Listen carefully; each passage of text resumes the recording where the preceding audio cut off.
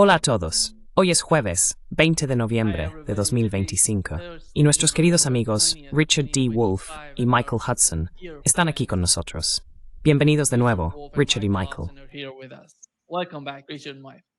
Ni Static Thing.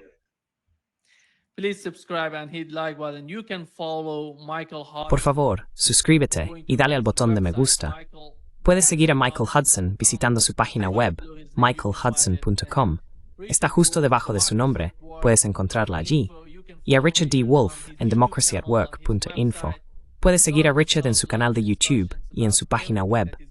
Hay mucho material, muchas discusiones sobre todo lo que está ocurriendo con la economía de Estados Unidos, la economía de China, Rusia, Oriente Medio, todo eso. Puedes encontrar mucho allí. Déjame empezar contigo, Michael. La situación en Europa se está volviendo bastante desesperada, y creo que es importante que nos preguntemos, o quizá que te preguntemos, ¿está Europa utilizando los aranceles de Trump como chivo expiatorio para ocultar las consecuencias de su propia decisión de cortar el suministro de energía rusa barata?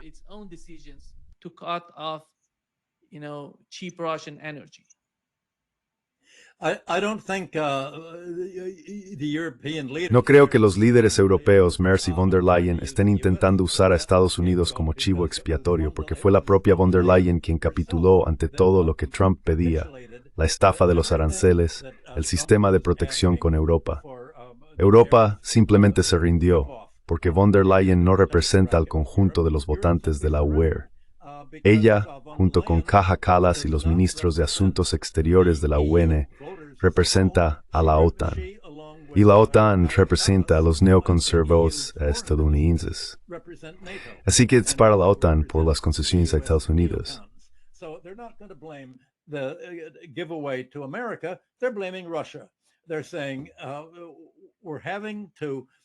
Dicen que tenemos que frenar el crecimiento europeo porque necesitamos evitar que Rusia nos domine vendiéndonos petróleo y gas baratos para alimentar nuestra industria. Tenemos que aislarnos de Rusia. También tenemos que aislarnos de China, impidiendo que cualquier empresa en Europa con mayoría de propiedad china opere aquí. Así que Europa ha declarado la guerra a Rusia y a China. En esencia, Europa está diciendo que la razón por la que estamos en una situación difícil es que nos estamos preparando para una guerra con Rusia en 2027, quizá en 2026, quizá en 2028. Así que el intento es culpar a Rusia. Culpar a Estados Unidos sería culparse a sí mismos por seguir completamente a los Estados Unidos.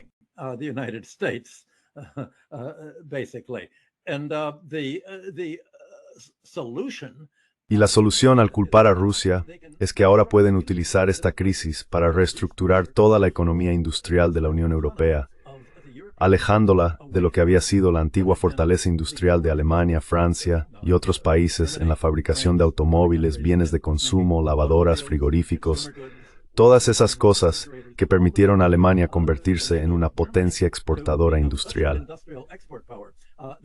Están cambiando todo esto ahora diciendo, estamos pasando de una economía de consumo a una economía militar en preparación para la guerra. Y aunque la UE dice, bueno, nuestra economía se está contrayendo ahora, no dicen, es porque ya no podemos usar el petróleo y el gas rusos para alimentar nuestros altos hornos y la producción industrial. Sin embargo, tienen esencialmente un solo sector que está creciendo.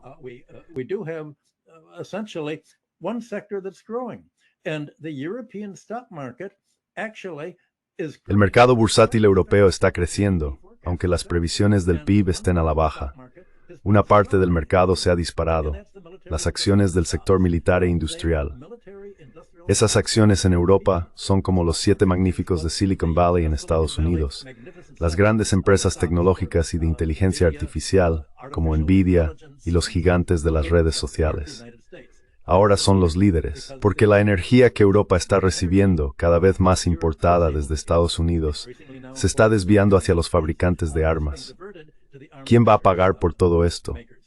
Pues bien, en el pasado, toda la economía industrial europea, orientada a la exportación, se basaba en obtener beneficios a través de las exportaciones, generando divisas, lo que en esencia sostenía el tipo de cambio del euro frente al dólar.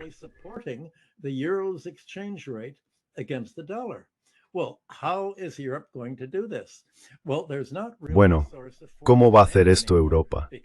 Ya no existe realmente una fuente de demanda extranjera porque no hay una oferta europea de bienes industriales. Teniendo en cuenta que las empresas automovilísticas están cerrando, las empresas industriales están cerrando, los fabricantes de vidrio en Alemania están cerrando y los fabricantes de maquinaria agrícola están despidiendo trabajadores. ¿De dónde van a sacar el dinero para todo esto?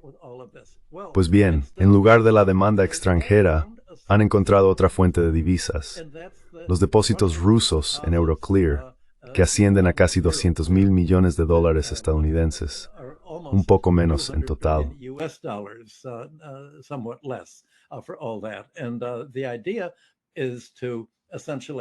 Y la idea es básicamente confiscar este dinero. Dicen, necesitamos este dinero para defender a Ucrania mientras la guerra continúa durante los próximos 2 años.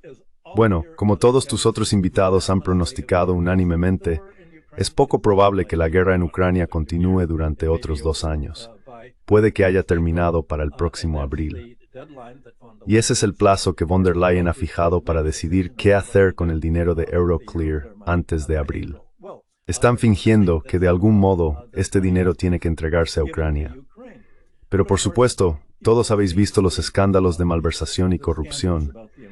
Ucrania es el país más corrupto de Europa y probablemente de todo el hemisferio norte.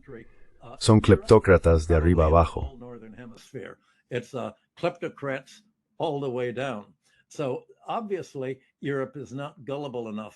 Así que obviamente Europa no es tan ingenua como para simplemente enviar esos euros que han incautado a Rusia para Ucrania. Van a ponerlos en un fondo de depósito y ese fondo se gastará en la producción de armas europeas.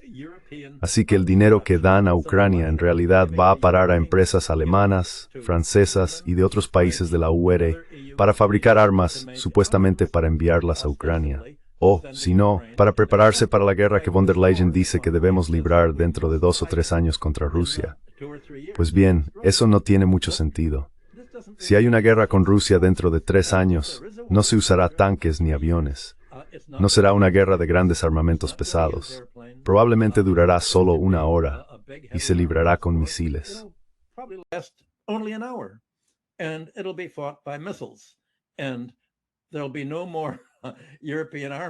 Y no habrá más armas europeas después de que eso ocurra.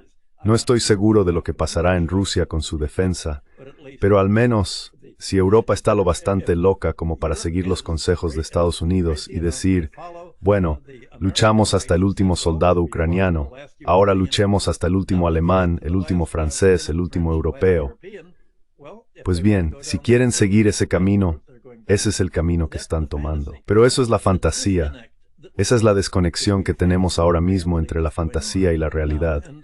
Y todo gira en torno al relato.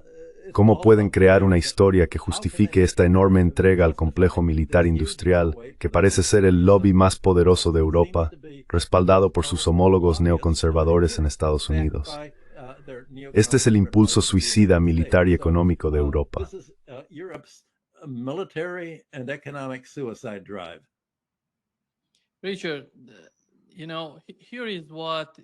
Richard, esto es lo que dijo hoy mismo el jefe del Estado Mayor de Francia. Dijo que los franceses deben estar preparados para perder a sus propios hijos. Lo que dijo Michael, todo gira en torno a la militarización de Europa. Y cualquiera que ame Europa, que quiera que Europa sea una potencia, lo último que desearía es la militarización de Europa, porque la historia nos lo enseña. Si siguen por ese camino, al final acabarán luchando entre ellos en lugar de luchar contra Rusia, en mi opinión. Y cuando se trata de Europa y del crecimiento de su economía, ¿cuánto del 1% de crecimiento de Europa se debe realmente a Washington? ¿Y cuánto es un declive estructural fabricado en Bruselas?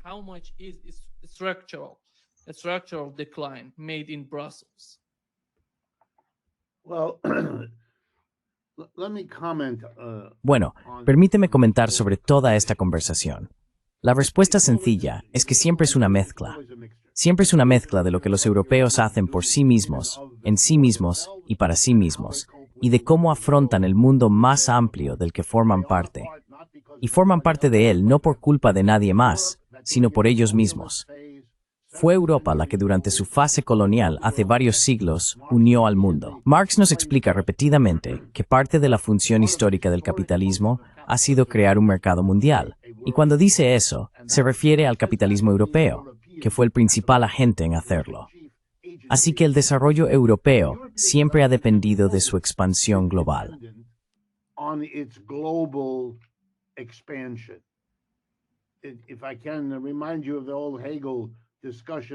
Si puedo recordarte la vieja discusión de Hegel, cuando habla de la relación entre el amo y el esclavo, podrías pensar que solo el esclavo depende del amo. Pero cuando tienes un esclavo que lo hace todo por ti, te conviertes en esclavo de tu esclavo. Y esa es la brillantez de Hegel al explicar la dialéctica. Europa, por tanto, siempre ha sido esclava del resto del mundo, al que convirtió en esclavos. No se trata de una cosa u otra, es este entrelazamiento y no pueden escapar de él. En el periodo posterior a la Segunda Guerra Mundial, en los últimos 75 años, los europeos se volvieron completamente dependientes de Estados Unidos, porque se destruyeron entre sí, con la idea de que al ganar la Segunda Guerra Mundial, sea lo que sea que eso signifique, escaparían de su esclavitud. No lo hicieron.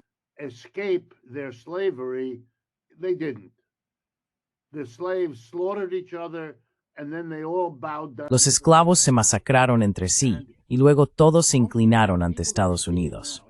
Y en su mayoría las personas que vemos ahora, y esto es muy importante, von der Leyen, Rutte, todos ellos, son personas cuyas vidas enteras, desde su infancia hasta sus años universitarios y su ascenso en la burocracia, han estado impregnadas de una realidad abrumadora, una dependencia servil de Estados Unidos.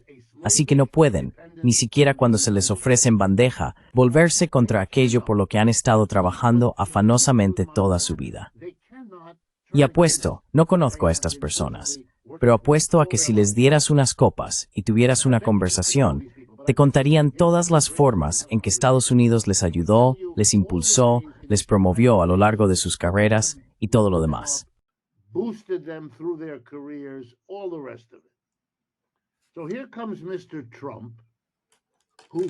Así que aquí llega el señor Trump, que les da una bofetada, que les declara la guerra con sus aranceles y guerras comerciales, que anuncia que no le importan. Es como si los padres repudiaran a sus hijos. En lugar de que los europeos sean nuestros aliados, nos han engañado, nos han explotado. Son horribles, esos europeos. Así que aquí está el esclavo, siendo denunciado por el amo y golpeado con aranceles. Cuando Michael menciona cómo von der Leyen lo entregó todo, permítanme recordar a todos lo que hizo. Comprometió a los europeos durante los próximos 10 años, creo, a depender del gas natural licuado comprado a Estados Unidos a un precio que la última vez que miré era de 2 a 3 veces el coste de la energía que obtenían de Rusia.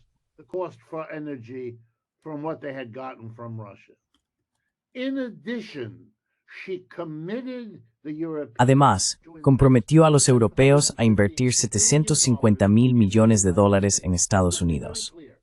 Seamos muy claros, comprometió a políticos europeos como ella misma con la tarea de convencer a los votantes en Europa de que debían apoyar el uso de esos 750.000 millones, no para crear empleos para ellos, no para construir su propia economía, no para resolver sus problemas, no para financiar su red de protección social, sino para hacer todo eso por Estados Unidos. Es un procedimiento espectacular en el que una Europa servil se clava su propia espada después de haber sido denunciada y atacada por los aranceles. Y recordemos que todas esas cosas a las que von der Leyen accedió, las aceptó a cambio de reducir los aranceles desde el alto nivel anunciado inicialmente por Trump hasta un nivel más bajo, creo que alrededor del 15%.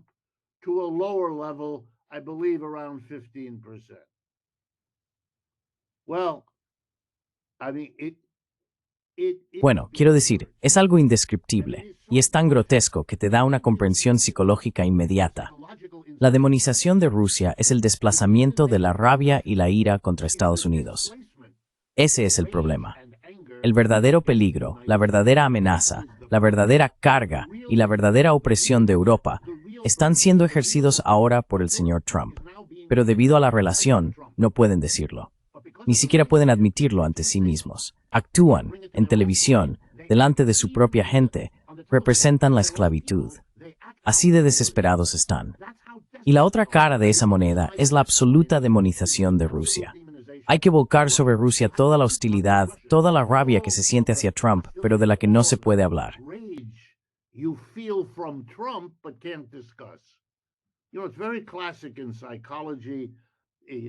Sabes, es algo muy clásico en psicología. Se llama proyección.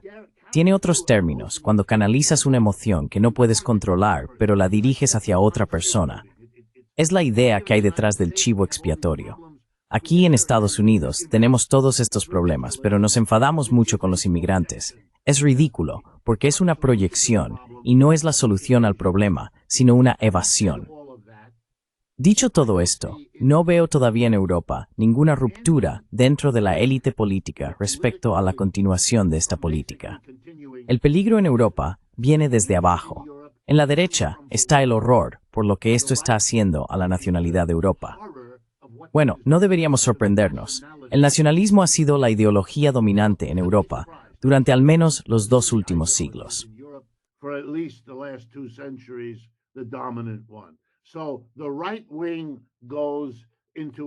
Así que la derecha recurre a su historia nacionalista. Eso también se puede ver en Estados Unidos. Afrontamos los problemas de un imperio en declive, reinventando el nacionalismo. Tenemos nacionalismo económico y nacionalismo político. Cada acto de la nación es celebrado por una parte suficiente del país como para mantener al señor Trump vivo y en el poder. Y en Europa vemos lo mismo. Su nacionalismo, expresado como antirruso y como una celebración de su propia identidad, es la forma en que la derecha desde abajo rompe con los viejos políticos. No estáis salvando a la nación, ¿verdad? Incluso cuando son críticos con la postura antirrusa, es porque eso es secundario. No es que estén en contra, simplemente está subordinado a su relato, que es el nacionalismo.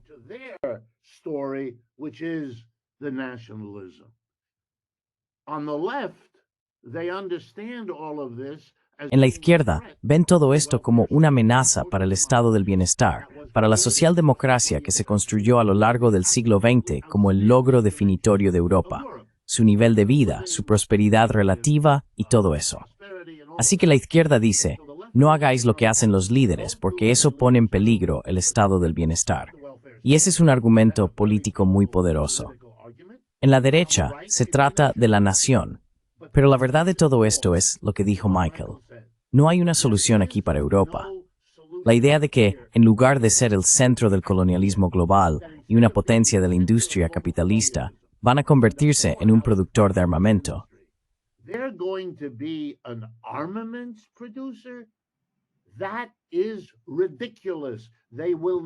Eso es ridículo. Nunca alcanzarán a la industria armamentística de Estados Unidos ni a la de Rusia y China. Esos países les llevan décadas de ventaja. No tienen suficiente dinero para hacerlo. No tienen una base industrial suficiente para hacerlo. Y están tecnológicamente tan atrasados que resulta cómicamente absurdo.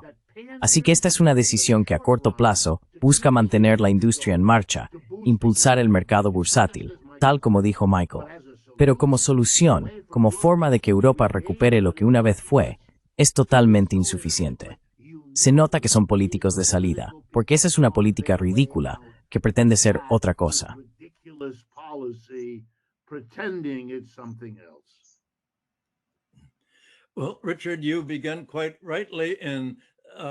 Bueno, Richard, has empezado con razón al explicar la psicología de los funcionarios europeos que están tomando estas decisiones poco realistas y autodestructivas.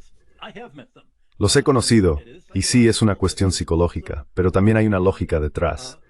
Funcionarios británicos y europeos, banqueros e inversores me han dicho repetidamente, no tenemos otra opción.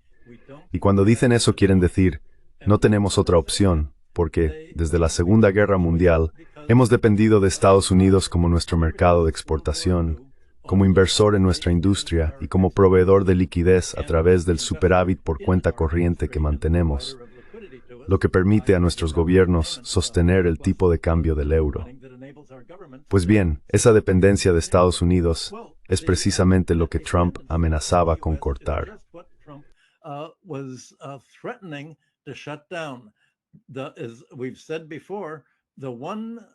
Como hemos dicho antes, el único activo que tienen los Estados Unidos no es la producción industrial, ni la productividad, ni siquiera su poder en la fabricación de armas.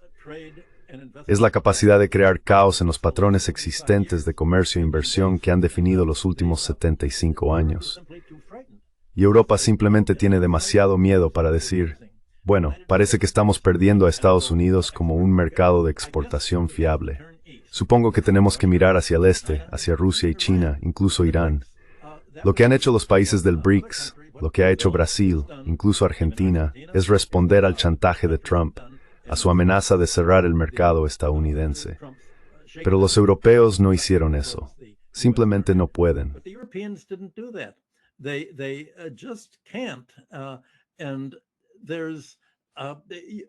Y te refieres al nacionalismo europeo. Creo que también es una forma de racismo indoeuropeo. Y sin embargo, este nacionalismo, como si existiera un único nacionalismo europeo, sigue existiendo. No es paneuropeo, porque basta con ver cómo la disputa sobre gastar dinero en armas para luchar contra Rusia está dividiendo a la UE. Hungría, la República Checa e incluso Serbia, hasta el reciente cambio de gobierno, han dicho, bueno, vamos a vetarlo. Y la respuesta de la UE, como dijo von der Leyen, fue, o cambiamos las normas de la UE para que las decisiones ya no tengan que ser unánimes, o si lo vetáis, encontraremos otra forma de sortearlo. Haremos que todos los demás países lleguen a un acuerdo entre ellos.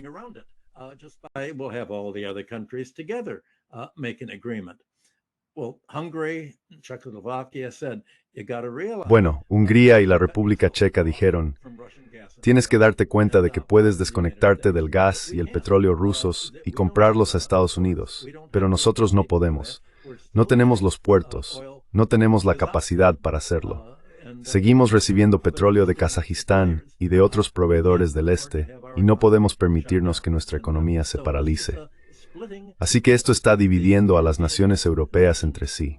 Incluso Bélgica ha protestado. Bélgica dijo, un momento, si se confisca el dinero que Rusia tiene bajo la autoridad de Euroclear, nosotros seremos los responsables, porque nosotros, el gobierno belga, somos los administradores de Euroclear, y entonces Rusia tendrá un caso legal contra nosotros.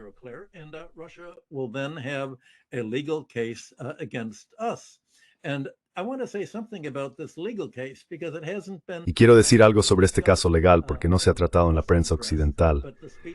Pero los discursos del ministro de Asuntos Exteriores de Rusia, Lavrov, y del presidente Putin han sido muy claros sobre cuáles son las cuestiones legales, aparte de las políticas. En 1989 hubo un acuerdo bilateral belga con Rusia que le otorgaba el derecho legal a exigir el reembolso de los activos del Banco Central, además de sanciones e indemnizaciones. Ahora bien, sabemos que estos casos judiciales tardan mucho tiempo. Podrían prolongarse hasta 10 años. Eso es lo que hace la profesión jurídica. Retrasar y retrasar para impedir que se haga justicia de manera oportuna. Es como esa novela de Charles Dickens, ya sabes, la que trata de un caso judicial que simplemente sigue y sigue sin fin.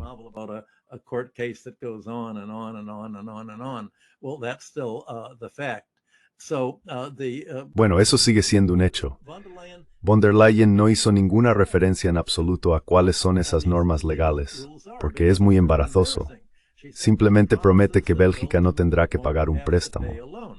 Pues bien, eso indica que se da cuenta de que sí, Rusia tiene un caso y que tendremos que pagar por todo lo que entreguemos en nombre de Ucrania.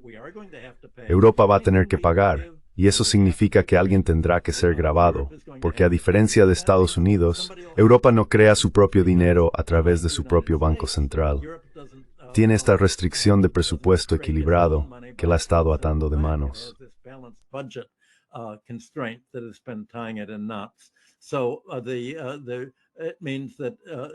Así que eso significa que, de algún modo, los gobiernos europeos van a tener que subir aún más los impuestos. Y en preparación para ello hemos tenido los discursos del canciller Merz durante las últimas semanas en Alemania diciendo, tenéis que daros cuenta de que no podemos defender Europa contra la inminente invasión rusa y la masa de tropas rusas que van a ocupar Alemania y enfrentarse a nuestros valientes infantes, que tendremos que reclutar de repente y enviar a la guerra. quizá con palas, porque no nos quedan armas ni municiones. Pues bien, para todo esto, tenemos que recortar el gasto social.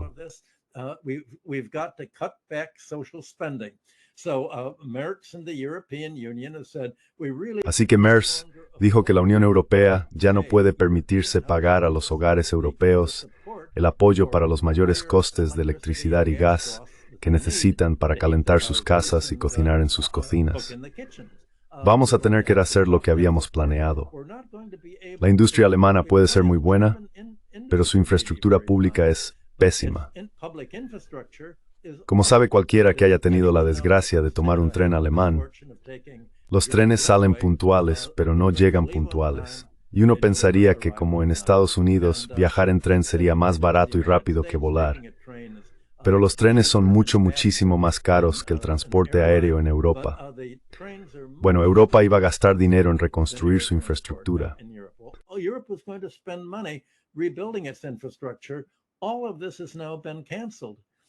Todo esto ha sido cancelado. En lugar de tener una infraestructura que realmente refuerce la capacidad de la economía para producir, vivir y funcionar, tendremos que gastar ese dinero en armamento, porque esa es la clave de nuestro mercado bursátil.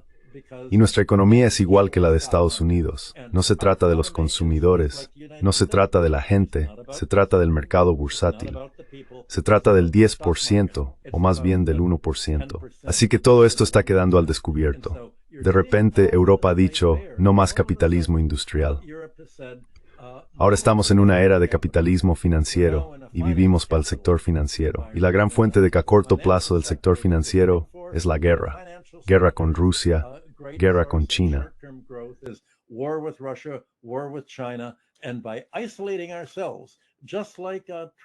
Y al aislarnos, tal como Trump nos ha instado a hacer, el acuerdo, la contrapartida, es que, a cambio de no perjudicar aún más a Europa, tendremos que luchar, produciendo mucho más por nuestra cuenta. Y eso será una bonanza bursátil para nuestros banqueros. De repente, lo que la gente pensaba que era la UE, un acuerdo comercial y una unificación industrial, se ha convertido en una fragmentación. Una fragmentación de la UE y una reconstrucción por parte de una industria financiera y un sector bancario cosmopolitas que parecen dirigir la UE en colaboración con la OTAN y el complejo militar industrial. Así que tenemos el complejo militar bancario en la OTAN, dejando fuera a la economía civil y a su industria.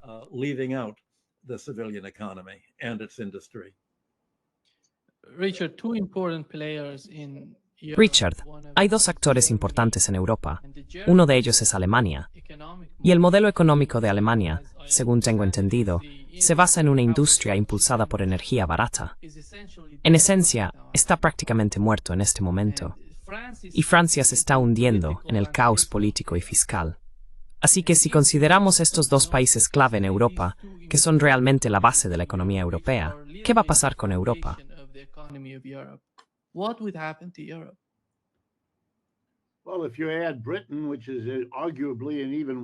Bueno, si añadimos a Gran Bretaña, que está posiblemente en una situación aún peor que Alemania y Francia, sí.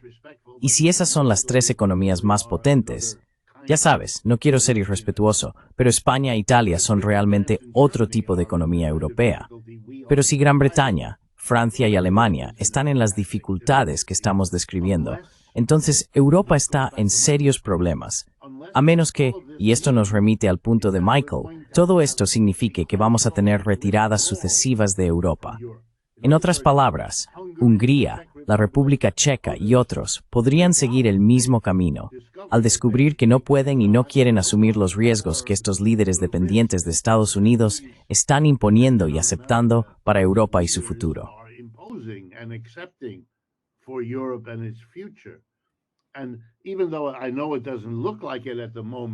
Aunque en este momento no lo parezca, los cambios repentinos en Escandinavia que los llevaron a ingresar en la OTAN podrían revertirse sin demasiadas alteraciones y avanzar exactamente en la dirección opuesta. Ahora tendrían la base para cerrar acuerdos con Rusia y China que nunca antes habían existido. Permíteme subrayar este punto. Rusia y China, o en un sentido más amplio, la alianza BRICS, el G7 Estados Unidos y sus posibilidades, en su región reunió Francia, Alemania e incluso Japón. France and Germany, and even include Japan.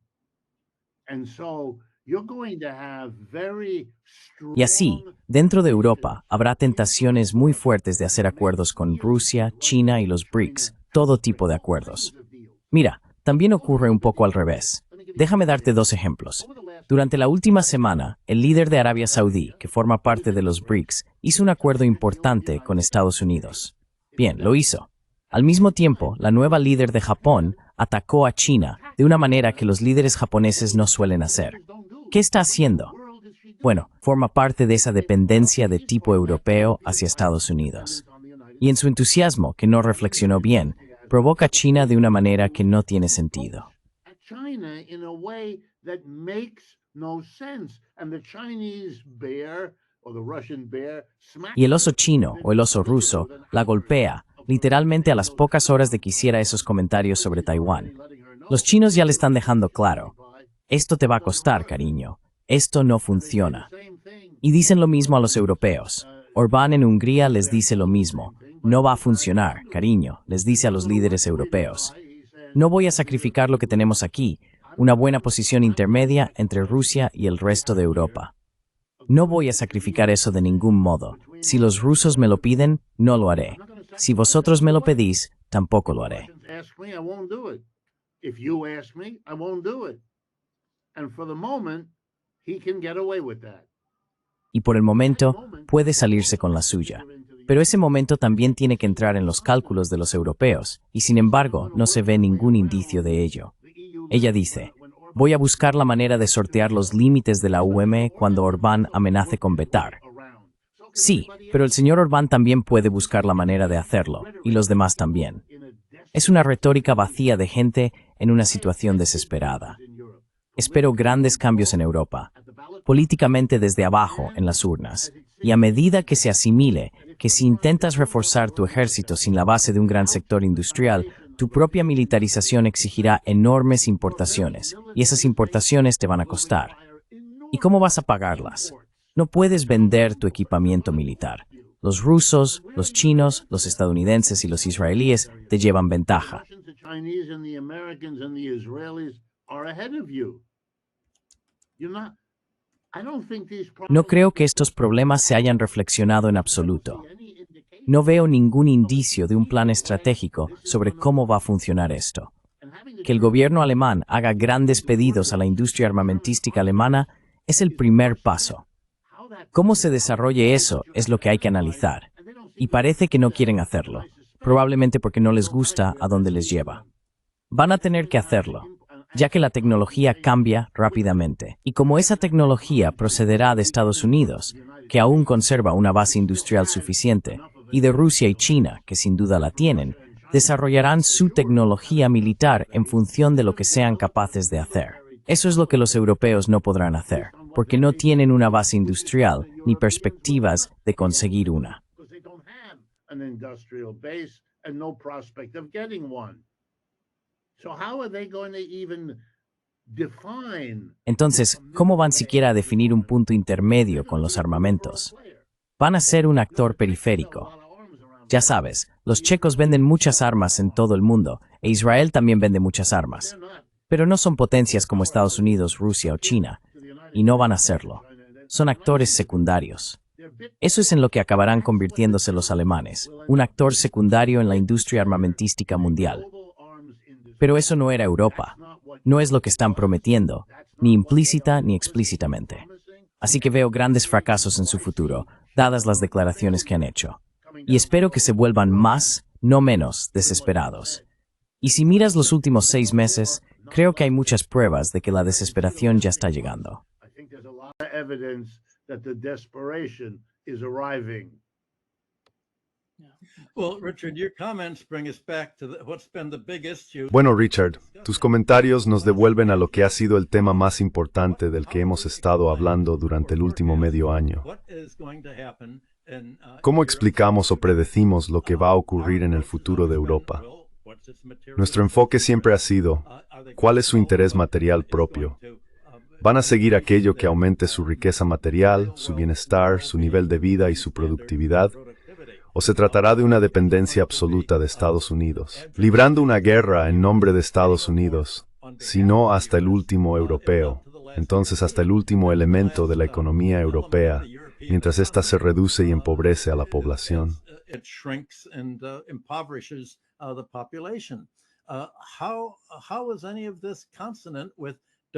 ¿Cómo es que todo esto es compatible con la democracia, dejando aparte el interés propio económico y material? Bueno, creo que la única forma que tiene el grupo militar neoconservador, tan poco realista, de salvar esa distancia es intentar crear una narrativa falsa, una narrativa inventada, a través de los medios públicos, los periódicos controlados esencialmente por los militares, las emisoras de radio, las cadenas de televisión, que moldean cómo la gente piensa sobre el futuro de Europa. Y el truco que intentan llevar a cabo es cómo hacer que la gente piense que el futuro no trata de su prosperidad, no trata de los medios de producción, no trata de lo que acabas de describir, Richard. Esas son las cuestiones clave. ¿Cómo hacer que piensen en otra cosa?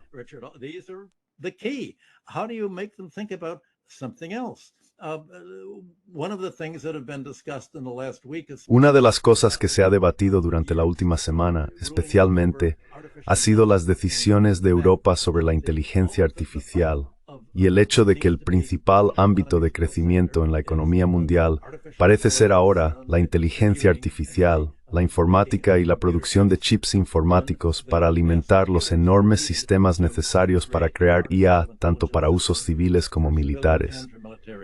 Pues bien, todos estos sistemas necesitan electricidad. Ese es uno de los problemas en Estados Unidos. ¿Cómo demonios pueden todas estas plataformas de IA y redes sociales de los 7 magníficos, como Nvidia, construir estos enormes proyectos informáticos si no hay suficiente electricidad para hacerlos funcionar? Y si van a funcionar con electricidad, ¿qué va a pasar con las tarifas que los consumidores tienen que pagar para calentar sus apartamentos y cocinar su comida?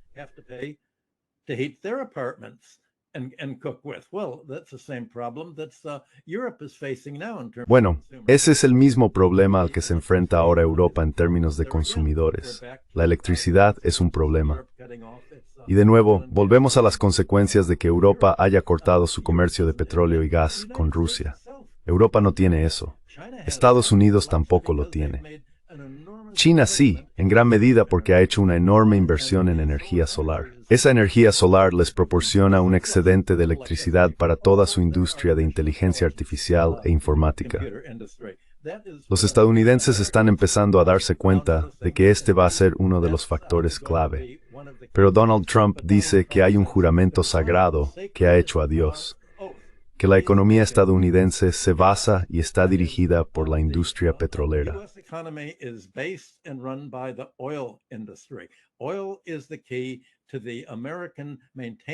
El petróleo es la clave para que Estados Unidos mantenga el estándar de dolarización. Tenemos que controlar el petróleo del mundo aislándolo, no solo a nuestros aliados de Rusia, sino también de Venezuela, de Irán y de cualquiera que no forme parte de nuestro grupo. Y como somos una economía petrolera, Estados Unidos tiene que oponerse a los acuerdos sobre el calentamiento global que vetó y anuló en París la semana pasada. En esencia, eso ha escarmido a Estados Unidos en Orlando, de capaces y las hogares en Kitsunis, Sumuniares y Fiersikin en Archers a Salar. Es Cholling, Korean Farkilas de Bordinerdes.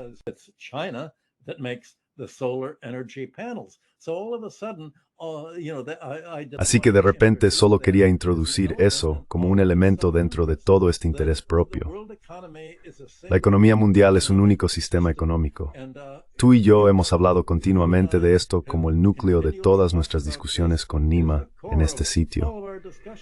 Y eso es precisamente lo que se deja fuera de consideración, porque en cuanto entran en juego los intereses militares establecidos, los intereses neoconservadores, los intereses de la industria petrolera y los intereses nacionalistas estadounidenses con sus satélites europeos, de repente ya no se puede hablar de estas cosas, porque uno se da cuenta de la irrealidad de la política estadounidense y de la política europea que ha sido arrastrada junto con ella.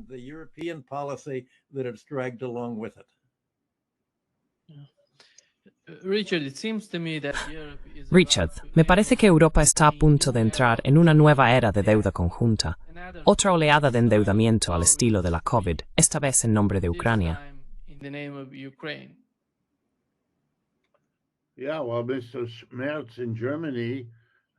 Sí, bueno, el señor Scholz en Alemania tiene un programa muy ambicioso de endeudamiento por enormes cantidades de dinero. Von der Leyen habla de endeudarse en nombre de Europa, y eso se convierte en una carga para todos los países miembros de una forma u otra, al tratar con esos activos rusos. Sabes, quería hacer un comentario sobre lo que dijo Michael. Debería haberse aprendido la lección de que, después de la Primera Guerra Mundial, cuando se impuso a Alemania una enorme deuda de reparaciones, al desarrollarse aquello se generaron más dificultades para Europa de las que se resolvieron, y se contribuyó mucho a provocar la Segunda Guerra Mundial por las propias consecuencias de destruir Alemania y luego cargarla con una deuda impagable.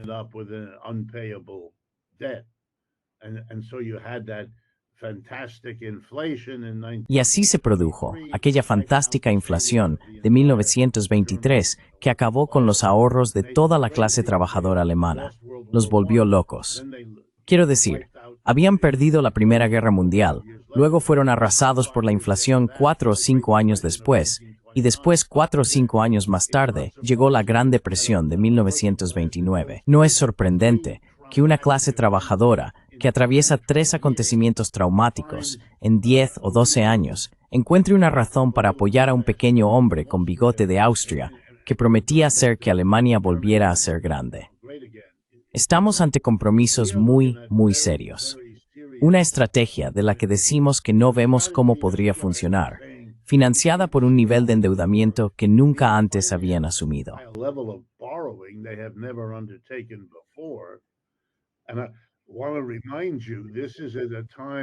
Y quiero recordarles que esto ocurre en un momento en que Estados Unidos está más endeudado que nunca. Deuda pública, deuda comercial, deuda de los hogares.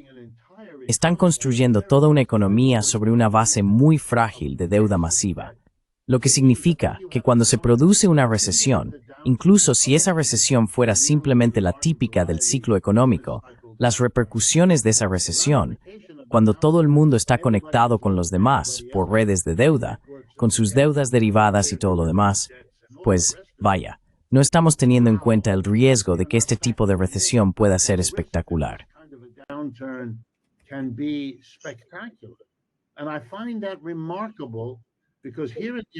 Y me parece algo notable, porque aquí en Estados Unidos, a pesar del relato sobre el maravilloso avance lucrativo que representa la inteligencia artificial, existe una preocupación muy seria de que se esté formando una burbuja bursátil sobre ella, una que podría hacerlo saltar todo por los aires, muy parecido a la burbuja de las .com a finales de los años 90, que estalló en el año 2000 y dio lugar a tipos de interés mínimos históricos, tipos de interés negativos y toda clase de fenómenos extraños que sacudieron la economía mundial.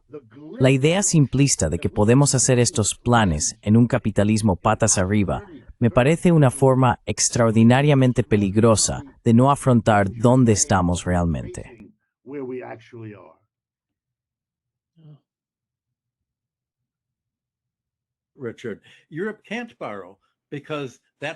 Richard, Europa no puede endeudarse porque eso va en contra de las normas que ella misma se ha impuesto, limitando los déficits públicos al 5% del PIB. Entonces, ¿qué hace si no puede endeudarse? Tiene que gravar el trabajo y la industria, y eso reduce los beneficios y el nivel de vida. Por eso, la propia estructura de la OPE es tan autodestructiva. Creo que la crisis que estamos viendo hoy no es simplemente una crisis militar en Ucrania. Es una crisis derivada del hecho de que la URE se ha estructurado mal, sobre todo al permitir que esté dirigida por von der Leyen y Kallas en nombre de la OTAN. ¿Es realmente la UNAUMERES una mera extensión del ejército estadounidense, del Departamento de Guerra y el Departamento de Estado? ¿O es la comunidad original del acero y el carbón que evolucionó hacia la comunidad europea? Esa es la cuestión. También mencionaste con toda razón el problema de Estados Unidos y el hecho de que se avecina un colapso. There's going to be a crash. Almost all of the Wall Street Journal articles, the Financial Casi todos los artículos del Wall Street Journal y del Financial Times dicen que el dinero inteligente está esperando un desplome. Mira lo que pasó hace 2 días cuando el mercado se dio la vuelta. El Dow Jones y el S&P 500 se estaban desplomando. Y sin embargo, cuando se desplomaban, no hubo un movimiento hacia el oro o el Bitcoin ni nada parecido. El oro y el Bitcoin también fueron vendidos, y la razón es que muchos grandes inversores institucionales hicieron tantas malas apuestas por no escuchar nuestro programa, que tuvieron que cubrir sus pérdidas vendiendo el único activo que tenían que no había bajado, su oro y sus Bitcoins. Y por supuesto, eso empujó el oro y el Bitcoin a la baja, y el Bitcoin está ahora por debajo de 97. Así que, si hay un mercado bajista, los mercados bajistas normalmente caen alrededor de un 50% desde el máximo. fall by 50% from the peak. Well, that means from 48,000 Dow Jones to 24,000. Bueno, eso significa que el Dow Jones pasará de 48,000 a 24,000. Eso implica que los fondos de pensiones invertidos en el mercado bursátil van a perder la mitad de su capital. Así que estamos hablando de todas estas tensiones que se han creado artificialmente por toda la lucha de combatir a Rusia hasta el último ucraniano, el último industrial europeo, y al parecer, quizá también hasta el último financiero estadounidense. Como dijo Malcolm X, los pollos están volviendo al gallinero. I think Malcolm X said the chickens are coming home to roost. I want to remind people of the several hundred years. Quiero recordar a la gente varios cientos de años de historia europea, cuando los europeos se destruían militarmente entre sí de forma regular, primero en pequeñas escalas y luego de manera catastrófica. Lo lógico, si eres una persona militar y el conflicto es entre Estados Unidos por un lado y Rusia-China por el otro, es precisamente resolver vuestro conflicto militar entre ambos. Y ese lugar sería Europa. Y hacer que los europeos hagan exactamente lo que dice Michael, ser la Ucrania del futuro. Y no podrán evitarlo. Será mucho mejor para Estados Unidos y China-Rusia librar su enfrentamiento en Europa que, ya sabes, enfrentarse directamente entre sí. Than to confront one another. And, I find that a terrifying. Y sabes, me parece una perspectiva aterradora para Europa. Hace 2 días, no quiero terminar con esta nota, pero hace 2 días, una andanada de cohetes salió de Ucrania y se dirigió a la ciudad de Voronezh, en Rusia, que creo que no había sido objetivo de ataques con misiles antes. Eso está muy dentro del interior de Rusia. Los misiles que se enviaron eran misiles estadounidenses ATAK-MS, que todo el mundo me dice que no pueden ser lanzados por los ucranianos, a menos que ingenieros e inteligencia estadounidenses participen para hacerlo posible. Los ucranianos no pueden hacerlo por sí solos. Eso significa que incluso mientras se desarrollan todas las maniobras, Estados Unidos está enviando misiles al interior de Rusia.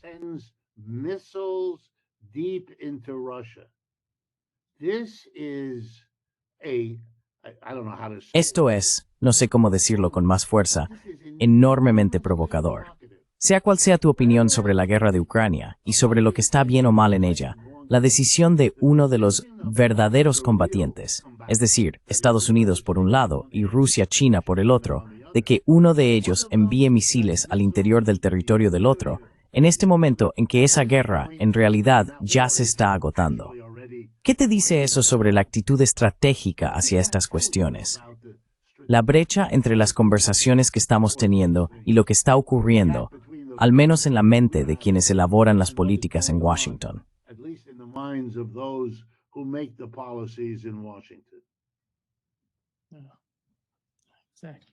Exacto. Michael, estás en silencio. Oh, adelante. Vale, has vuelto. Estás aquí, Richard. Esa es la visión realmente amplia. Tienes razón. Y supongo que de eso tratarán nuestros futuros programas.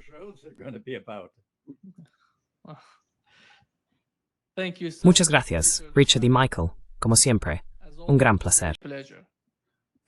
Gracias. Es una conversación muy importante y debería continuar. Sí, exactamente. Nos vemos pronto. Adiós.